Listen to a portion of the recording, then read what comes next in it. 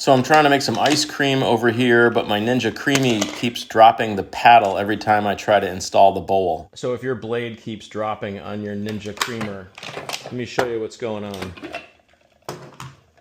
So if you look inside, you're probably going to see that all of the tooling inside your paddle is all ground down. That's hint number one. The second clue to look for is now look underneath your creamer at the shaft. If your shaft is all beat up just like this one is, what that means is your Ninja creamer was not functioning properly.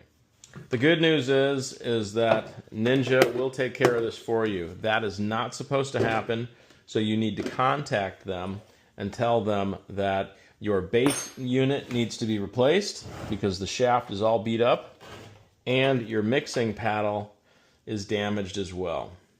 You do not need to throw this away and buy a new one. You need to contact Ninja. I will put all the contact information in the description. So after contacting Ninja, they sent me a new base unit along with a new paddle. So just to make sure that the original lid worked, we'll mount it in there, put it on the vessel, and it mounts perfectly. There you go.